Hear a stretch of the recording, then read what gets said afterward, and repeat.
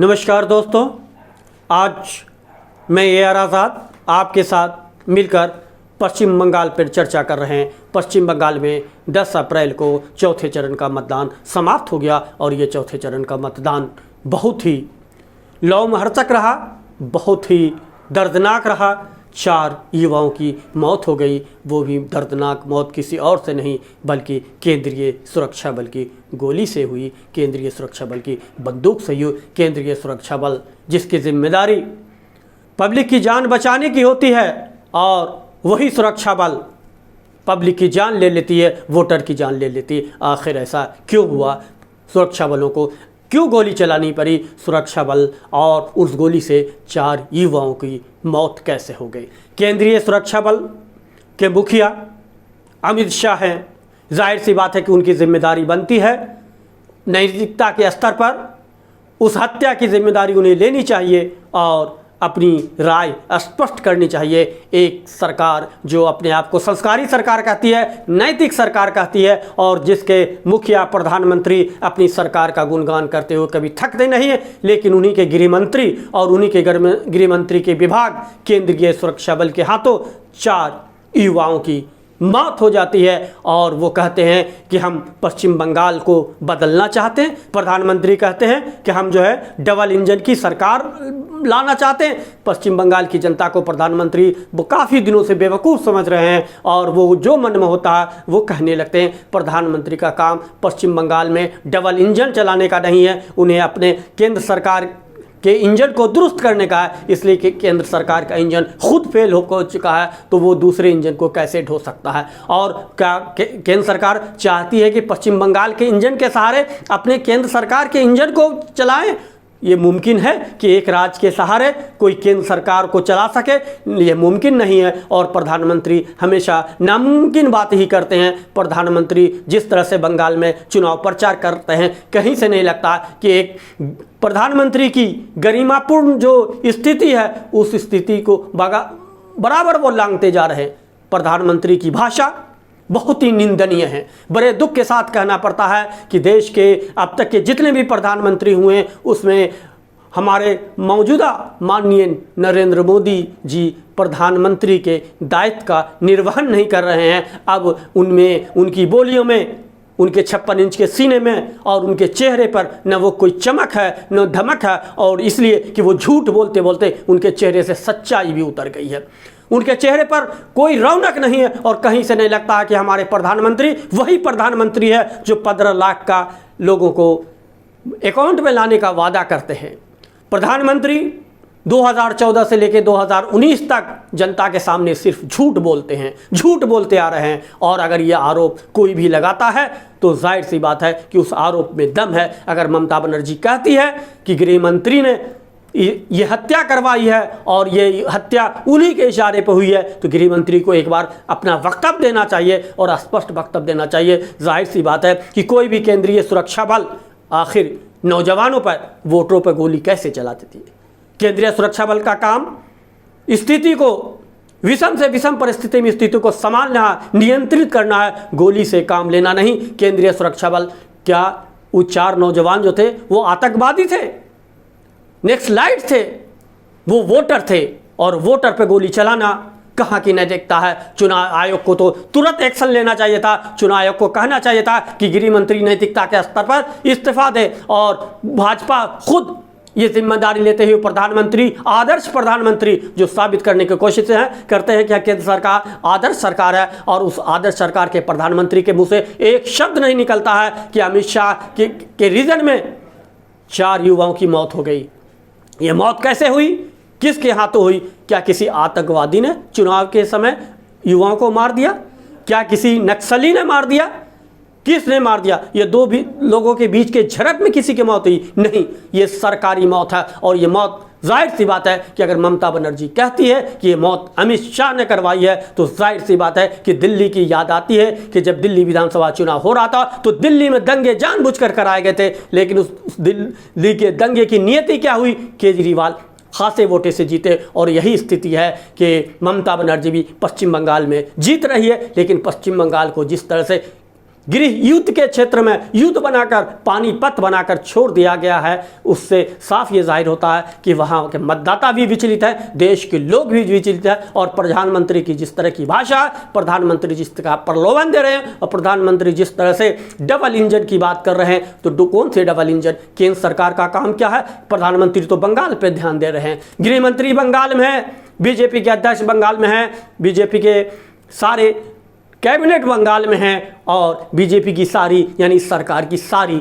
एजेंसियां पश्चिम बंगाल में। पश्चिम बंगाल में ऐसा है क्या? 294 की सीट है और राज्य में तो कई राज्यों में चुनाव हुए हैं, होते रहे, बिहार में भी चुनाव हुए। कहाँ बिहार में केंद्रीय टीम, केंद्रीय सेना और केंद्रीय जो है वो CISF कहाँ गोली चलाती है? CISF की कहाँ कितनी मौजूदगी रहती है? और आज 1000 के लगभग कंपनियाँ क्यों पश्चिम बंगाल में छोड़ दी गई है?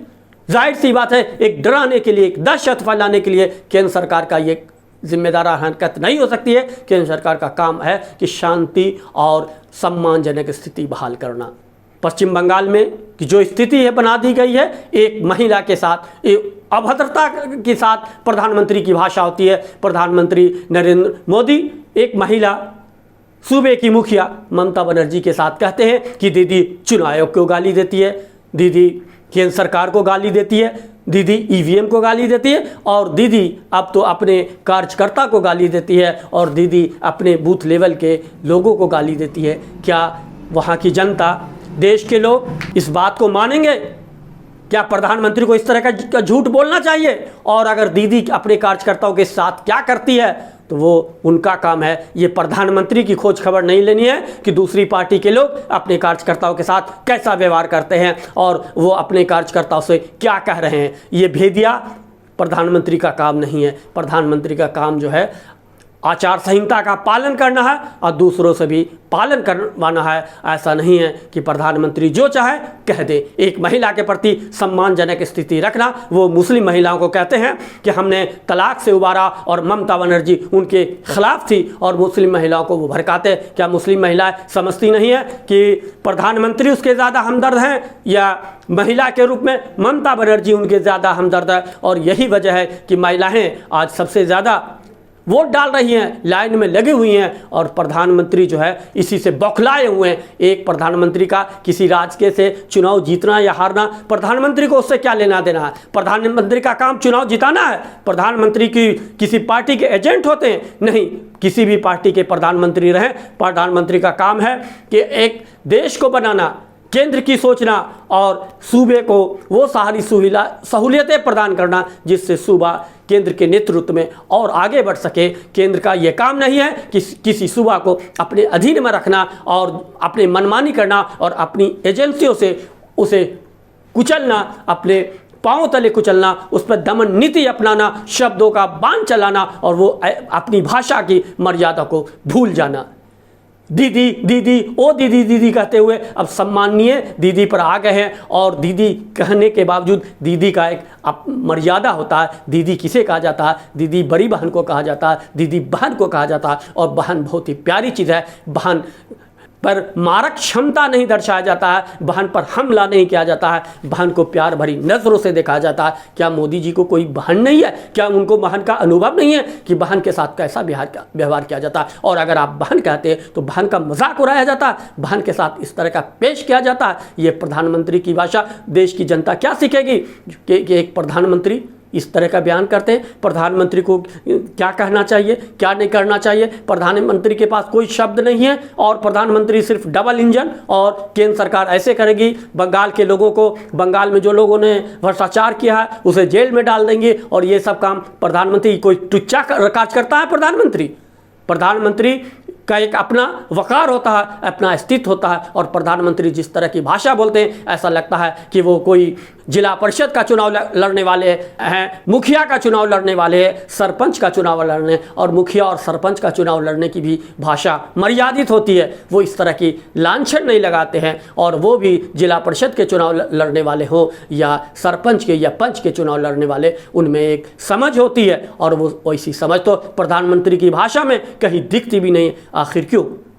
अब आप सोचिए कि चौथे चरण के मतदान में सिताल कुर्सी में हिंसा हो जाती है। आखिर वोटिंग के दौरान 4 युवक ऐसा क्या करते हैं जो उनको मौत का सामना करना पड़ता है। केंद्रीय एजेंसी को गोली चलानी पड़ती है। क्या केंद्रीय एजेंसी या कोई सरकारी सिस्टम बिना इजाज़त के कभी गोली चलाती है? जाहिर सी बात है कि अगर ममता बनर्जी या कोई संस्था या कोई पत्रकार ये सवाल कहता है कि हाँ केंद्रीय बल को कहीं न कहीं से यह इशारा था और उसी का उसने अनुपालन किया है, तो इसमें सच्चाई है। इसलिए कि कोई भी केंद्रीय या सरकारी महकमा या पुलिस बिना किसी ऊपर के आदेश के साथ वो गोली नहीं चलाते। क्या केंद्रीय बल कोई आतंकवादी है, कोई क्रिमिनल है जो उसे किसी की इजाज़त नहीं, उसे जब लगा उसने गोली चला दी? नहीं, ऐसा नहीं है। कहीं भी बॉर्डर हो या कहीं भी उसे गोली चलाने से पहले इजाज़त लेनी पड़ती है। और आखिर CISF के जवानों ने क्यों गोली चला दी, कैसे गोली चला दी? और उस गोली में एक आसमानी फायरिंग होती है और एक सीधा हमला होता है। यह आसमानी फायरिंग भी नहीं कही गई और सीधा हमला किया, और सीधे हमले में पश्चिम बंगाल के 4 नौजवान शहीद हो गए। उन्हें तो आपको शहादत का दर्जा देना चाहिए, इसलिए कि ये पुलिस की गोली से मरी है, बेमौत उन्हें मारा गया है। और जाहिर सी बात है कि पश्चिम बंगाल की जनता को ये सोचना है कि जो केंद्र सरकार की एजेंसी पश्चिम बंगाल के युवाओं को मौत के घाट उतारती है, वो जीतने के बाद क्या करेगी। जब आज उसकी सरकार ने, उसके सिर्फ 3 विधायक है और 3 से 294 सीट जीतने की वो लालसा ली है, सरकार बनाने की लालसा ली है, केंद्र में उसकी सरकार और महत्वाकांक्षी सरकार, और वो पश्चिम बंगाल में भी अपना शासन चलाना चाहती है। इसका मतलब है कि केंद्र सरकार जो है पश्चिम बंगाल को क्या करना चाहती है। और पहले सौगात पश्चिम बंगाल की जनता को क्या मिला? पश्चिम बंगाल की जनता को पहले सौगात मौत मिली है और केंद्र सरकार ने सौगात के रूप में पश्चिम बंगाल की जनता को मौत दिया है। तो क्या वैसी सरकार को जनता चुनेगी? क्या बीजेपी के गृह मंत्री, देश के प्रधानमंत्री और देश के गृह मंत्री कब तक बीजेपी के गृह मंत्री और बीजेपी के प्रधानमंत्री बनते रहेंगे? उनका काम सरकार गठन करना नहीं है, उनको अपने केंद्र के पर ध्यान देना चाहिए, अपनी सरकार पर देना चाहिए। आज उन्होंने रोजगार ले लिया, आज रोजगार नाम की कोई चीज़ नहीं है। लोगों की नौकरी छिन गई, लोगों के खाने की चीज़ें छिनती जा रही है, महंगाई डाइन डसते जा रही है और उस पर कोई अमल नहीं हो रहा। संस्थान पे संस्थान आप बेचे जा रहे हैं, सरकारी संस्थान, सरकारी प्रतिष्ठान को आप बेच रहे हैं, बावजूद इसके लोगों को रोजगार नहीं मिल रहा, लोगों को काम नहीं मिल रहा है और अपनी पीठ आप खुद थपथपा रहे हैं। क्या देश की जनता इतनी मूर्ख है? क्या बंगाल की जनता इतनी मूर्ख है कि आप डबल इंजन कहेंगे और लोग जो है आपको वोट दे देंगे? अरे आपकी अपनी इंजन तो खराब है, आपने अपने इंजन को ठीक करने का कोई वर्कशॉप खोला है? आपने तो किसी भी स्थिति को खराब होने के बाद उसे कैसे बहाल की जाती है, इसका तो ना तो आपने शायद प्रशिक्षण लिया है और ना तो आपने कोई उसका इंतज़ाम किया है। आप जो है आपदा प्रबंधन में फेल्योर हैं। आपकी विफलता पूरी की पूरी तरह विफलता कोविड-19 में देखी जा चुकी है। आप किस तरह से जनता को, यानी इंसान को जानवर की शक्ल में तब्दील कर दिया, ये कोविड-19 गवाह है। किस तरह से आपने रेल बंद कर दिए, बस बंद कर दिए और रोड पे लोग जो है वो तबाही का मंजर देखते रहे, पटरियों पर कटते रहे, पटरियों पर सोते रहे और जानवरों की स्थिति में जीते रहे। एक प्रधानमंत्री का ये काम होता, उसके बावजूद भी आप अपनी पीठ थपथपाते हैं, बड़े फ़ख्र से पीठ थपथपाते हैं। आपको क्या लगता है कि ठीक है, जब भी वोटिंग प्रतिशत पश्चिम बंगाल में कम होगी तो जाहिर सी बात है कि जो वर्तमान सरकार होती है उसको उसका खामियाजा भुगतना पड़ेगा। पहले चरण, दूसरे चरण की वोटिंग अच्छी होती है, ये आपको अंदाज़ा लग जाता है, बीजेपी को अंदाज़ा लगता है, संघ को अंदाज़ा लगता है और संघ की अंदरूनी रिपोर्ट यह है कि पश्चिम बंगाल में बीजेपी का कुछ नहीं हो सकता। पश्चिम बंगाल में वही स्थिति होगी जो दिल्ली में बीजेपी की स्थिति हुई है। और ये साफ जाहिर हुआ है कि 10 अप्रैल को चौथे चरण के मतदान में जो दंगा का शक्ल हुआ, और वो दंगा किससे, CISF किसे हुआ, केंद्रीय बल से हुआ और 4 लोगों की मौत हो गई। ये सरकारी आप दंगा कह सकते हैं और लोगों में एक डर पैदा करना ताकि लोग जो हैं अगले चरण में बाहर न निकले और मौत के खौफ के साए में घर के अंदर लिपटे रहें और मतदान का प्रतिशत कम हो। जाहिर सी बात है, मतदान का प्रतिशत जब भी कम होगा तो उसका नुकसान ममता बनर्जी को होगा। लेकिन इसका नुकसान अगर ममता बनर्जी को होता है तो क्या ममता बनर्जी और बीजेपी ही मैदान में है? क्या कांग्रेस नहीं है, CPI CPM नहीं है, दूसरी पार्टियां नहीं हैं? और इसका नुकसान कितना होगा? जब तक पश्चिम बंगाल में 65% से अधिक मतदान होता रहेगा, ममता बनर्जी की जीत पक्की है और बाकी बचे यानी 294 में से 135 सीटों का चुनाव संपन्न हो गया है। बाकी 4 चरणों में मतदान बाकी है और इन 4 चरणों में 65% से अधिक मतदान होता है तो ममता बनर्जी 185 से 90 सीट लाएगी। 50% में मतदान होता है फिर भी ममता बनर्जी 148 के जादुई आंकड़े को पार कर देगी। बीजेपी का गणित कमज़ोर है और बीजेपी आतंक के सहारे, डर के माहौल में खौफ दिखाकर, कभी अपना खौफ, कभी केंद्र एजेंसियों का खौफ और कभी CISF का खौफ भय दिखाकर वोटरों को अगर अपने कमरे में कैद करना चाहती है, उसे नज़रबंद कर देती है और ये नज़रबंद करके ताकि उसका वोटिंग कम हो, वोटिंग प्रतिशत कम हो और उस वोटिंग प्रतिशत का फ़ायदा बीजेपी को मिलेगा, तब भी वो भ्रम की स्थिति में, इसलिए कि बीजेपी 3 से 30 तो हो सकती है, 3 से 300 नहीं हो सकती है, वो 294 सीट नहीं ला सकती है। बीजेपी ने ऐसा कौन सा काम किया है? बीजेपी के पास है गिनाने के लिए ये 5 काम? वो ऐसे 5 काम बता दे कि जिसने केंद्र सरकार ने 5 ऐसे काम किए हैं जिससे देश की जनता खुश हो। बीजेपी ने सिर्फ संघ के और बीजेपी के एजेंडे को ही पूरा किया है। आम जनता के लिए तो वो दुखदाई सरकार के रूप में सामने आई है। आम जनता को तो बीजेपी ने मार दिया है। और जिस तुष्टीकरण की पश्चिम बंगाल में बात करती है, अरे तुष्टीकरण की बात कह के तो कांग्रेस को आपने ख़त्म कर दिया। जब आप तुष्टीकरण, मुसलमानों की तुष्टीकरण की बात करते थे और कांग्रेस ने मुसलमानों के लिए कुछ नहीं किया, कांग्रेस ख़त्म हो गई। आपने खुद प्रण लिया है कि कांग्रेस मुक्त भारत बनाने का, आप अपने प्रण में बहुत कामयाबी हो, वो आपकी कामयाबी नहीं है, बल्कि कांग्रेस ने आपके डर से, आपके मुसलमानों पर तुष्टीकरण के आरोप के भय से मुसलमानों के लिए कुछ नहीं किया और मुसलमान कांग्रेस से आज हट गए, कांग्रेस खत्म हो गई। आप पर भी आरोप लगता है कि आप हिंदुओं का तुष्टीकरण कर रहे हैं और आप सिर्फ शब्दों से तुष्टीकरण कर रहे हैं, हिंदुओं का कुछ भला नहीं हो रहा है और आप भी ख़त्म हो जाएंगे। यानी हिंदुओं को भी समझ में आ जाएगा आपने अभी हिंदुओं को ख़त्म किया है, आपने अब सिर्फ हिंदुओं को ठगा है धर्म के नाम पर, जाति के नाम पर और हिंसा करवा के, लेकिन हिंदू मुसलमानों में बांट कर। लेकिन देश की जनता अब समझदार हो गई है, जिसके खाने के लाले पड़ रहे हो, जिनके पेट में चूहे कूद रहे हैं, वो आपके हिंदू और मुसलमान के झगड़े और पचड़े में वो पड़ने वाली नहीं। उन्हें धर्म से कोई लेना देना नहीं, इसलिए कि सबसे पहले भूखा आदमी का सबसे पहले धर्म उसका भोजन होता है और जो भोजन दे वही उसके लिए सबसे बेहतर धर्म है। इसलिए गौतम बुद्ध ने भी कहा था कि पूजा से पहले किसी का पेट भरो। जब भूखे पेट से पूजा नहीं हो सकती, भूखे पेट से भगवान को याद नहीं किया जा सकता, इसलिए ईश्वर को भी याद करने के लिए पहले पेट पूजा ज़रूरी है। और आपने लोगों के पेट पर ही लात मार दिया, लोगों का रोजगार ही ख़त्म कर दिया, देश के सारे प्रतिष्ठान को बेच दिया और आपने रोजगार के सारे केंद्र बंद कर दिए। आज बेरोजगारी चरम पर है, लोगों के पास काम नहीं है, लोगों के पास रोटी नहीं है और खाली पेट, खाली दिमाग में आप क्या भरना चाहते हैं?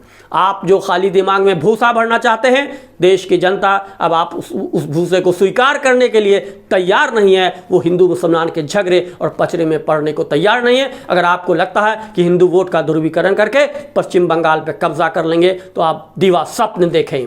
आपने जिस तरह से दिल्ली में दंगा करवा करके आपने देख लिया कि दिल्ली की जनता ने आपको खारिज कर दिया।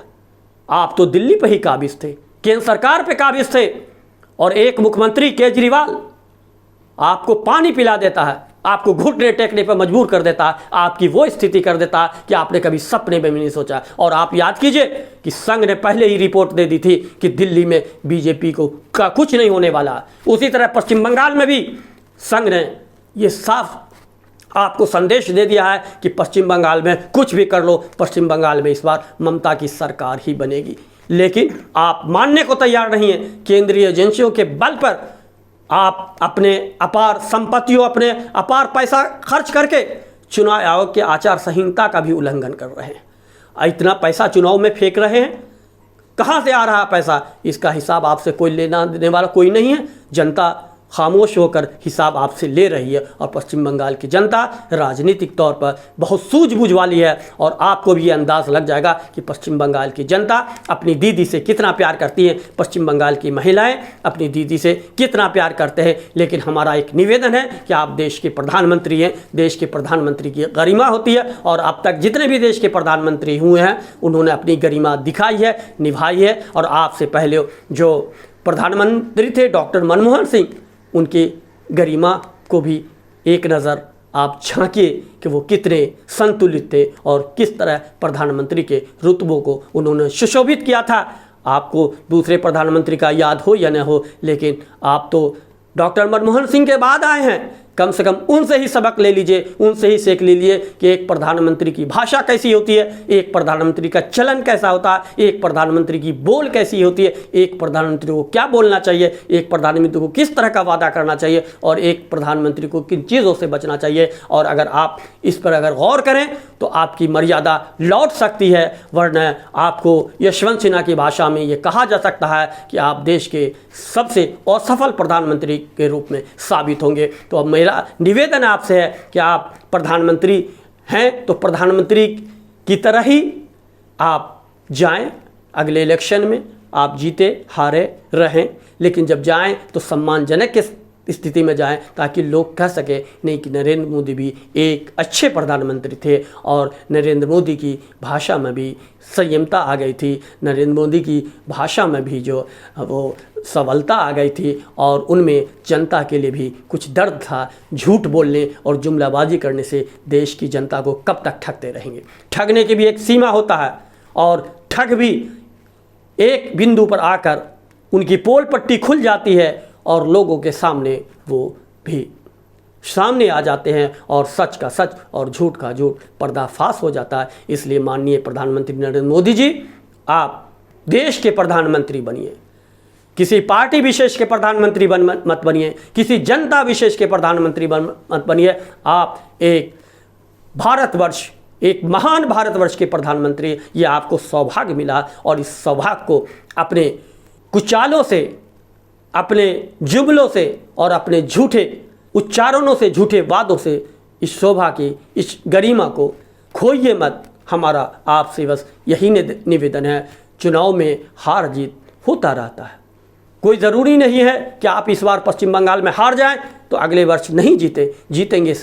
राजनीति संभावनाओं का द्वार है, संभावनाएं का द्वार वह द्वार हमेशा हर किसी के लिए खुलता है, आपके लिए भी खुलेगा। लेकिन द्वार को एक अच्छा आदमी खटखटाता है, नॉक करता है, बेल बजाता है। आप गुंडे नहीं हैं, आप देश के प्रधानमंत्री। दरवाज़ा मत तोड़िए, दरवाज़ा पे सम्मानजनक ढंग से जाइए, पश्चिम बंगाल के दरवाज़ा को सम्मानजनक ढंग से खटखटाइए। पश्चिम बंगाल आपके लिए भी द्वार खोलेगा, समय का इंतज़ार कीजिए। बस यही आपसे हमारी गुजारिश है, इल्तिजा है। आप हमारे प्रधानमंत्री हैं, हमारे देश के प्रधानमंत्री हैं, हमारा भारत महान है, हमारे देश की अपनी गरिमा है, हमारे देश की नज़र दुनिया में टिकी हुई है और हमारे देश पर सबकी नज़र है। तो उनका भी ख्याल रखिए कि एक देश का प्रधानमंत्री कैसा होता है, कैसा होना चाहिए। और उम्मीद करता हूं कि हमारी इस बातों को आप गंभीरता से लेंगे और एक प्रधानमंत्री के कद का, एक प्रधानमंत्री के वजन का, एक प्रधानमंत्री के औचित्य का के सवालों पर आप खरे उतरेंगे। तो नमस्कार दोस्तों, अभी हम पश्चिम बंगाल पे बात कर रहे थे, फिर हम किसी न किसी एक वीडियो के साथ मिलेंगे और फिर आपसे चर्चा करेंगे। तब तक के लिए इजाज़त दीजिए। और फिर एक निवेदन, एक गुजारिश कि अगर आपने अभी तक हमारा चैनल दूसरा मत सब्सक्राइब नहीं किया तो झट से सब्सक्राइब कर लीजिए ताकि सबसे पहला वीडियो आप तक पहुंचे और सबसे पहले हमारे वीडियो को आप देखें। धन्यवाद। हमारा नाम दूसरा मत है, सच होते हैं हमारे शब्द, न हम सरकार के विरोधी न विपक्ष के पक्षधर। हमारे लिए देश सब कुछ, जनमानस के लिए ही हमारे शब्द परखर।